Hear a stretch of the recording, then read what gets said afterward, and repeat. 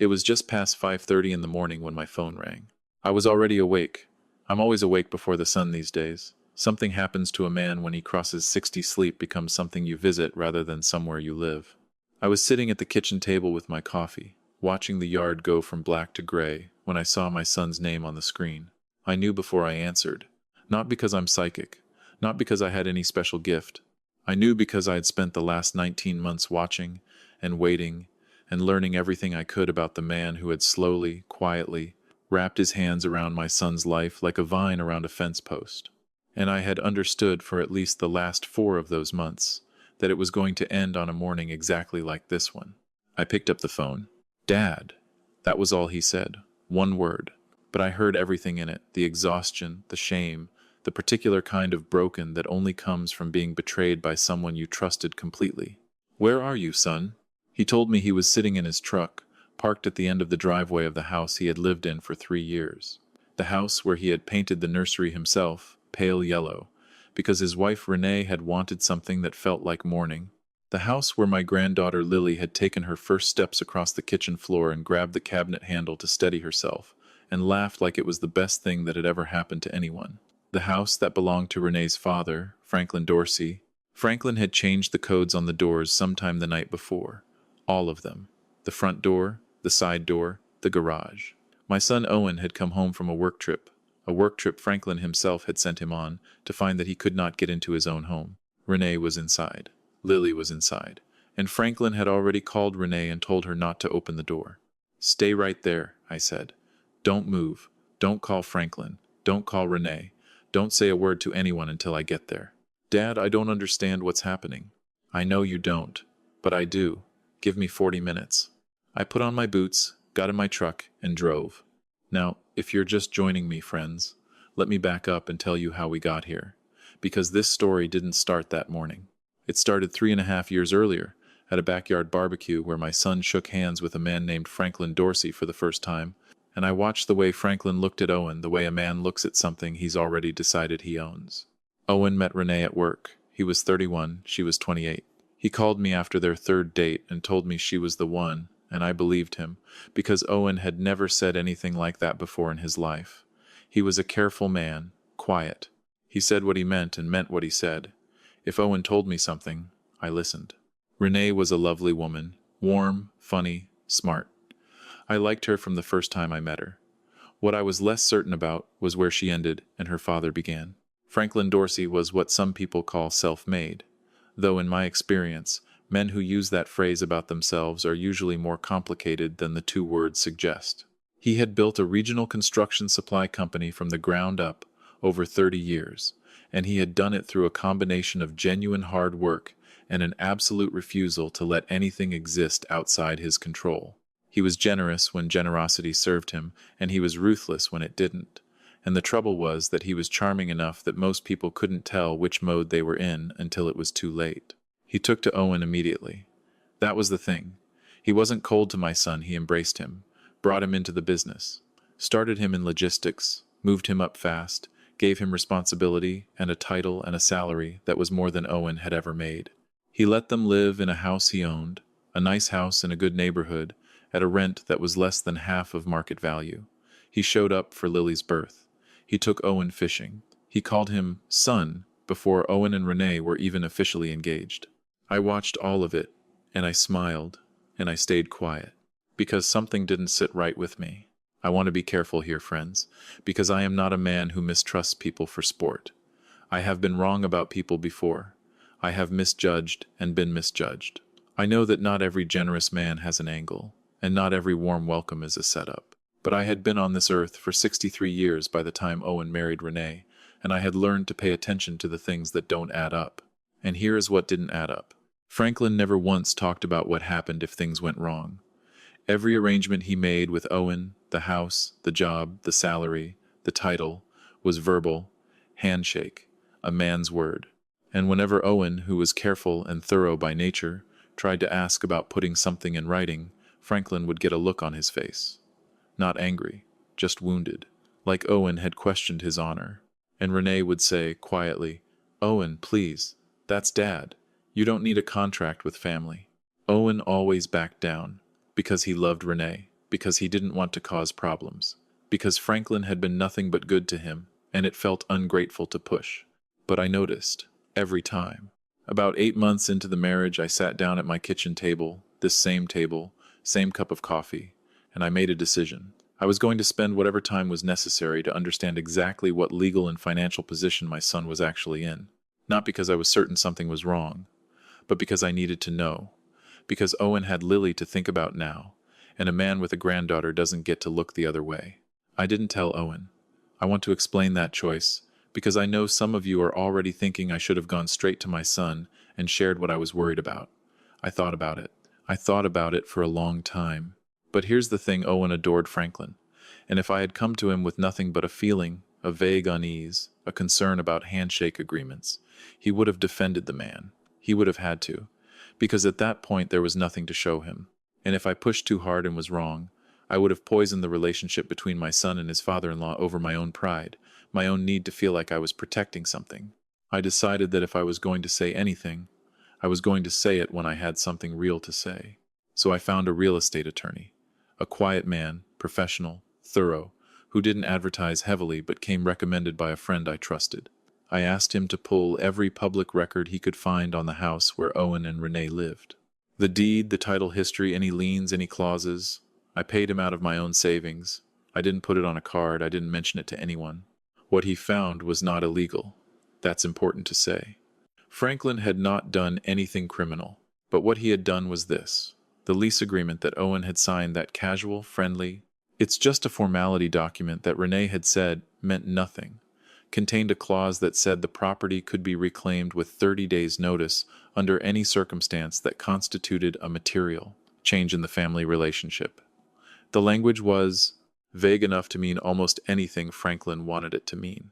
Owen didn't own anything, not the house, not his position at the company, which, when my attorney looked into the business structure, turned out to be a title without any equity stake or formal employment contract. He could be removed at any time, for any reason, and he would have no legal recourse.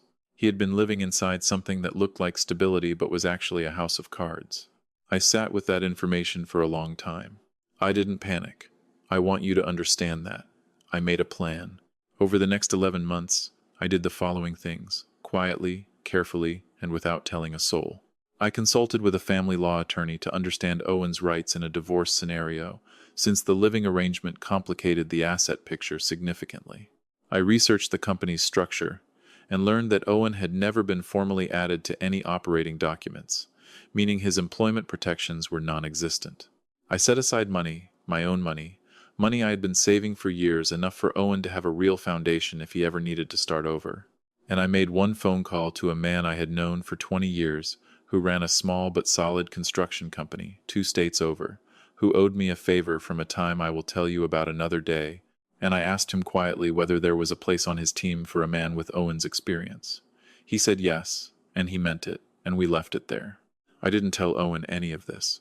I know, friends. Some of you are shaking your heads, and I understand. There were nights, more than I'd like to admit, where I lay awake questioning myself, wondering if I was making a mistake by waiting, wondering if the kindest thing was just to sit Owen down and say, "Son, let me show you what I've found." But every time I turned that option over in my mind, I came back to the same wall. Owen was happy. Lily was healthy and loved. Renee, whatever her father's faults, was a good mother and a good wife, as far as I could see. And I had a feeling I couldn't prove and wouldn't have been able to explain, that Franklin was watching. That any move I made too early would get back to him. That if Franklin sensed a threat, he would act before I was ready. So I waited. I kept watching. I kept adding to what I knew. Then, about 2 months before that morning phone call, something shifted. Owen came to dinner at my house on a Sunday, and he was different. Quieter than usual, which was saying something, because Owen was already a quiet man. He ate without really tasting anything. He helped me with the dishes after, which he always did, and while we stood at the sink, he said, without looking at me, "Dad, I think something's wrong between me and Renee. I don't know what it is, but something's off." I handed him a dish to dry. I kept my voice level. "Has she said anything?" "No, that's the thing. She won't talk to me. But she's been on the phone with her father a lot more than usual, and when I walk in the room, she stops." I nodded. I didn't say what I was thinking. Give it some time, I said. Keep the lines open. Don't push. He nodded, and we left it there. But that night, after he drove home, I went to my desk, and I took out everything I had collected over 19 months, every document, every note, every piece of correspondence with every attorney, and I went through it all again, and I made sure that everything was exactly where it needed to be. 3 weeks later, Owen told me that Renee had asked him to consider leaving the company. She said her father felt that the working relationship had become complicated. Owen asked her what that meant. She said she didn't know. He asked if she'd talk to a lawyer. She left the room. 2 weeks after that, I got the call at 5:30 in the morning. I drove the 40 minutes to that house and pulled up behind Owen's truck in the driveway. The house was dark, except for one upstairs window. Owen got out when he saw my headlights. He looked the way I had found him the night Renee went into labor 3 years earlier, like a man standing at the edge of something vast, not sure if he was supposed to jump or step back. I got out of my truck and I put my hand on his shoulder. "Did you bring your wallet?" He blinked. "What?" "Your wallet. Your ID. Your insurance cards. Anything important in your name that's inside that house?" Yeah, I had it on the trip." "Good. What about Lily?" His face changed. "She's in there, Dad. She's in there, and Renee won't answer my calls." "She's safe," I said. "She's with her mother. She is not in danger. What is happening right now is about property and leverage, not about your daughter. Do you hear me?" He looked at me for a long moment, and then, slowly, he nodded. "Okay," he said. "Okay. Get in the truck, son." He looked back at the house. That upstairs light was still on. "Dad, I can't just—" "You're not leaving Lily. You're stepping back from a fight that was designed so you can't win it on his terms. There's a difference. We're going to go get coffee and I'm going to show you something, and then you're going to understand why you are not as defeated as you feel right now." He got in my truck. We drove to the diner 3 miles down the road, the one with the corner booth that's always empty on weekday mornings, and I ordered us both coffee, and I set a folder on the table between us. "I want to tell you, friends, that what happened next was not a moment of triumph for me. Not the way you might imagine. When I watched my son read through those documents, when I watched him understand, piece by piece, what I had spent 19 months putting together the real estate attorney's findings, the employment analysis, the letter from the attorney confirming his legal position and his options, the savings account in his name that I had been building for 2 years, and the name and phone number of a man who had a job waiting for him whenever he wanted it, I didn't feel victorious. I felt grief, because it meant I had been right. And being right, in this case, meant that the life my son had built, the house, the job, the whole architecture of the last 3 years had been sitting on someone else's foundation the whole time. He set the papers down. "You knew," he said, not angry, just quiet. I suspected. Then I found out. Then I prepared. For how long? 19 months. He was silent for a while. He drank his coffee. Outside, the sky was going from gray to pink. "Why didn't you tell me?" "Because I didn't have anything solid to show you until I did. And because I needed you to be able to trust what I showed you, not just trust me. There's a difference." He thought about that. "What about Lily?" "You are Lily's father. That is not a lease agreement, and no one can change the codes on that. But we need to get you proper legal representation today, and we need to address the custody arrangement before Franklin tries to use the living situation as a factor." I slid a business card across the table. The family law attorney I had consulted with. She had agreed to take Owen's call whenever it came. He picked up the card. He looked at it for a long time. "I don't have any money, Dad. Everything I was making." "I know." I tapped the folder. "Third page. Read the account number." He turned to the third page. His eyes moved across the numbers. He looked up at me. "Dad, it's enough to rent a place, pay an attorney, and start over without Franklin Dorsey's air and ground under your feet. That is what it's for." He put his face in his hands. Not crying exactly. More like a man who has been holding something very heavy for a long time and has just been told he can put it down. I gave him time. I drank my coffee. I let the morning come. When he raised his head, he said, "What about the job?" "There's a name on the last page. Harlan Beats. He runs a company up in Tennessee. Good man, solid business. Needs someone with your logistics background." I called him. "He's expecting to hear from you." Owen shook his head slowly. "You called him. 19 months ago." He almost laughed. It came out more like a breath. "Now, friends, I want to tell you how the next part went, because I know you want to know. I know some of you are thinking about Franklin Dorsey and whether he faced any consequences. And I want to be honest with you, he did not go to jail. He did not lose his business. The law doesn't always move the way we want it to, and the things Franklin did existed in a gray area that attorneys can argue about for years. But here's what did happen. Owen's family law attorney filed for a formal parenting plan within 72 hours. Because Renee and Owen were still legally married and Owen had been the child's primary co-caregiver, the court was not interested in Franklin's opinion about the living arrangements. Lily's custody was established clearly and fairly, and Owen got consistent time with his daughter from that point forward, real, protected, court-ordered time that Franklin Dorsey had no authority to modify. Renee, I will tell you honestly, was not a villain in this story. I believe she was a woman who had spent her whole life inside her father's gravity and genuinely did not know what it felt like to orbit something else. She and Owen did not save the marriage. But in the months that followed, with some distance from Franklin's direct involvement, she was able to co-parent with Owen in a way that was decent and respectful. She loved Lily. She had not stopped loving Lily for a single day. I will give her that. Franklin called me once. About 6 weeks after that morning, I don't know how he got my cell number, but I shouldn't have been surprised a man like Franklin Dorsey can find most things he goes looking for. He was calm on the phone, almost friendly. He told me he understood I was upset and that he respected that I was a father looking out for my son, and that he hoped we could find a way through this as a family. I let him talk. When he was done, I said, Franklin, I want you to know that I have a copy of the lease agreement Owen signed, along with a legal analysis of the reclamation clause. I also have documentation of Owen's employment status and the absence of any formal contract. I'm not going to do anything with these. Owen has his own attorney now, and the relevant matters are going through the court. But I want you to understand that I know exactly what you built, and I know exactly why you built it. And I think you should know that I knew, and I waited, and I was ready. There was a long silence. You're a careful man, he said finally. I try to be. He didn't call again. Owen took the job in Tennessee. He moved into a small rental house just outside of Nashville, the kind of place with a covered porch and a yard and enough room for Lily to have her own space when she visited. He drove back every other weekend, and on the weekends Lily was with him. They would video call me on Sunday mornings, and I'd watch my granddaughter eat cereal and tell me about school and show me whatever she had drawn that week. Last spring, Lily drew me a picture of a truck, a big blue truck like mine.